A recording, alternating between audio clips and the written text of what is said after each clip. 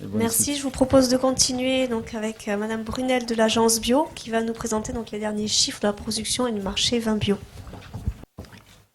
Bonjour à tous, donc Sarah Brunel, je suis chargée de mission structuration des filières à l'agence Bio et donc je vais vous présenter l'ensemble des chiffres qu'on regroupe au sein de l'agence Bio. Donc on a différentes sources de données, donc d'abord les notifications qui sont faites à l'agence Bio, les remontées des données des organismes certificateurs et également des études et baromètres que l'on fait tous les ans ou de manière ponctuelle. Donc d'abord, pour commencer, un peu les chiffres clés de la viticulture bio en 2018, sachant qu'on sortira les chiffres clés 2019 en juin prochain. Donc en 2018, on comptait 6726 exploitations viticoles et 94 000 hectares de vignes conduites en bio. Donc c'est les surfaces bio et les surfaces en conversion, et qui représentent 12% du vignoble national. Dans les 94 000 hectares, il y avait 30% de ce vignoble qui était en conversion. Par rapport à 2017, on a plus 63% de surface en conversion, donc une très forte dynamique en 2018. Au niveau des volumes mis en marché en 2018, on comptait 2,28 millions d'hectolitres de vin bio, dont 58% qui étaient commercialisés en France. Et ce qui correspond à une valeur des achats bio de vin bio par les ménages pour la consommation à domicile en France de 1,05 milliard d'euros. Donc je vais revenir un peu en détail sur les évolutions de ces chiffres dans les prochaines diapositives. Donc là, c'est un graphique qui représente l'évolution du nombre d'exploitations. Donc c'est la courbe en noir depuis 2001 jusqu'à 2018 et l'évolution des surfaces certifiées bio, donc c'est en vert, et les surfaces en conversion, donc les différentes couleurs, les différents oranges. Donc on voit qu'il y a eu un premier pic de conversion des années 2008 jusqu'à 2011-2012, qui avait eu ensuite, ça s'était un peu calmé au niveau des conversions et de l'évolution des surfaces. Et que depuis 2016, on a une forte augmentation des surfaces et du nombre d'exploitations, puisque donc en 2 ans, les surfaces ont augmenté de 33% et le nombre d'exploitations de 25%. Donc pour l'année 2018, on a bien les surfaces en première année de conversion qui sont à 14 000 hectares, donc très forte augmentation.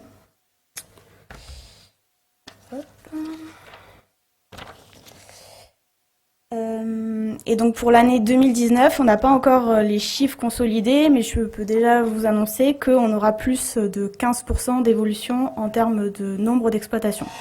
Donc les chiffres complets sortiront en juin à la conférence de presse de l'agence Bio. Donc comme chaque année, le palmarès départemental du nombre de producteurs, des surfaces bio en conversion, de la part des surfaces en conversion et la part du vignoble en bio. Pour le nombre de producteurs, donc le premier top en bleu, très peu de changements en 2018 par rapport à 2017. Il y a juste une inversion entre Pyrénées-Orientales et Aude qui se disputent les places. Au niveau des surfaces bio et conversion, pareil, très peu de changements. Les 10 premiers départements concentrent 73% des surfaces en bio. Pour la part des conversions, donc on voit la forte dynamique des conversions dans les départements, puisqu'on a pour les 4 premiers départements plus de 40% des surfaces qui sont en conversion. Et enfin, pour la part du vignoble bio en 2018, donc sur les 25 premiers départements producteurs, donc là sur la moyenne nationale c'est 12%, et on voit que pour les 7 premiers départements, on est à plus de 19% du vignoble qui est en bio.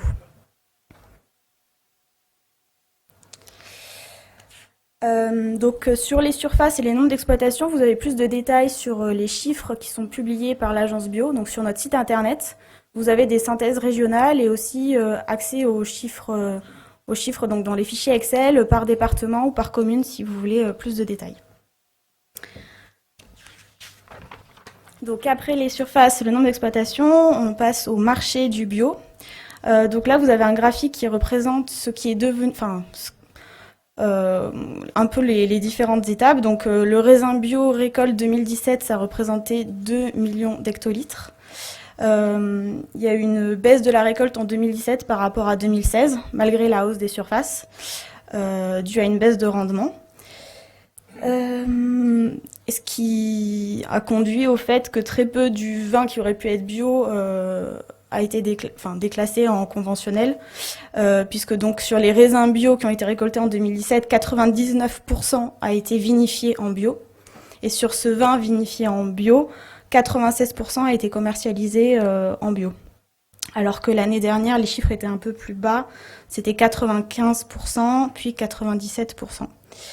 Il y a aussi donc les stocks qui ont baissé, puisqu'il y a eu 0,56 millions d'hectolitres qui ont été stockés et 0,92 millions d'hectolitres qui ont été vendus. Et donc au final sur donc les vins récoltés en 2010, enfin sur les raisins récoltés 2017 et 20 et les stocks, le marché du vin bio en 2018 a été égal à 2,28 millions d'hectolitres. Donc par rapport à 2017, on était à 2,21 millions d'hectolitres. Et donc les vins bio sont principalement mis en marché par 4 vignobles qui représentent 74% des volumes, donc Languedoc-Roussillon, Rhône, Bordeaux et Provence-Corse, ce qui change très peu d'année en année. Donc sur les 2,28 millions d'hectolitres qui ont été mis en marché, 75% ont été vinifiés par les viticulteurs, 25% par les coopératives. Ensuite, plus du tiers des volumes est passé par les négociants pour la mise en vente. Pour donc soit à l'export, enfin une vente à l'export qui représente 0,96 millions d'hectolitres et qui est à peu près constant par rapport à 2017. Et une consommation française qui a augmenté, donc qui est passée de 1,25 million d'hectolitres à 1,32 million d'hectolitres en 2018. Au niveau des valeurs, les ventes en France correspondent à 62% du chiffre d'affaires, tandis qu'à l'export, c'est 38%.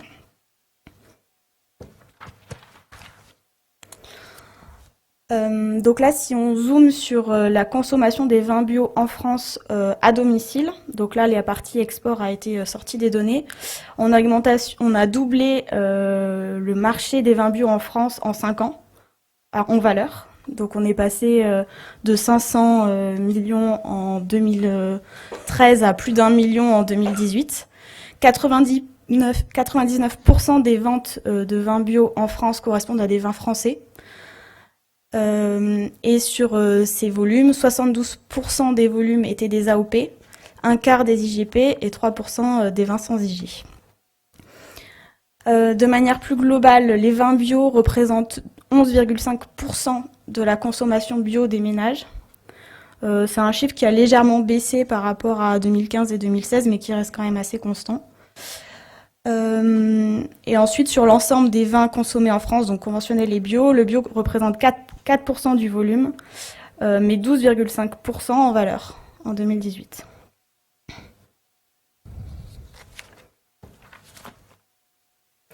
Donc ensuite, si on regarde le poids des différents circuits de commercialisation, donc on retrouve les chiffres à l'export, 42% des volumes qui sont exportés et qui représentent 38% en valeur.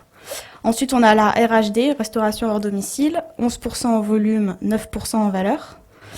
Et enfin, les principaux circuits de commercialisation donc pour la vente en France, donc la vente directe et les GMS, qui représentent chacune 16% des volumes.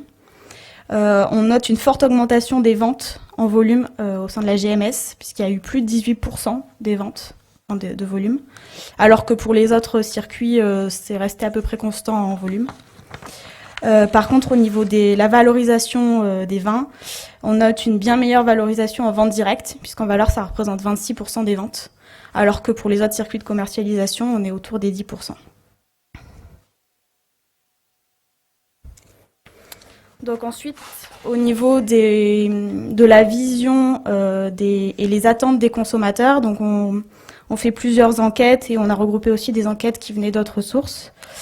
Donc la première, c'était le résultat d'un sondage Agence Bio en partenariat avec Sudvin Bio, qui a été mené par Opinionway, qui a questionné 1000 personnes. Donc, 2 points importants à souligner, c'est que pour 4 Français sur 10, le fait qu'un vin soit bio, c'est un critère d'achat à part entière. Et cette considération est beaucoup plus présente au sein de la jeune génération. Donc, pour 50% des jeunes Français, le fait qu'un vin soit bio, c'est un critère d'achat.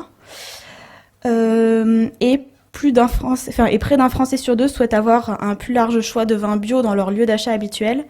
Et ça peut s'illustrer par le fait qu'il y a de plus en plus de consommateurs qui vont acheter leur vin bio en GMS, où les références ont fortement augmenté.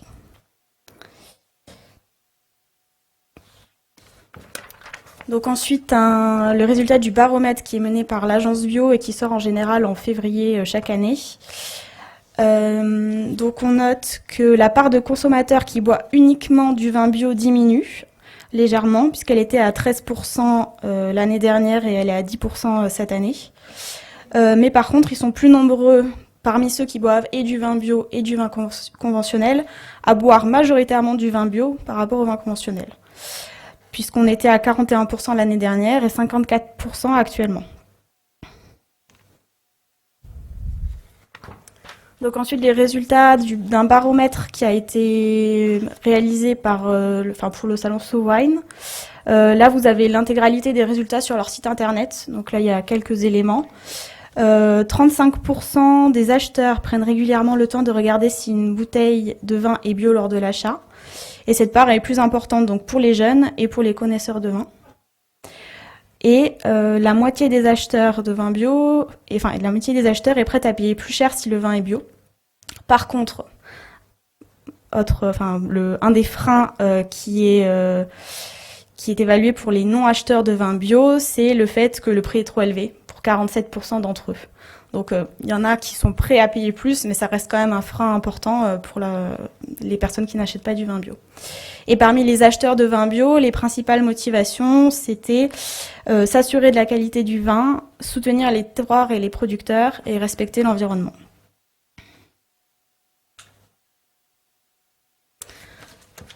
Et donc ensuite, quelques données sur le marché des vins tranquilles bio en GMS. Donc c'est des données IRI sur un an.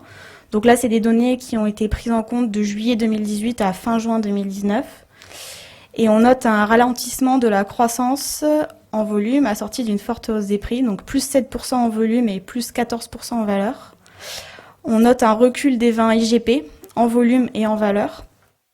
Et une croissance des vins AOP, donc forte en volume et en valeur. Et notamment par le doublement des ventes en Bourgogne et Beaujolais. Donc voilà, je vous remercie si vous avez des questions.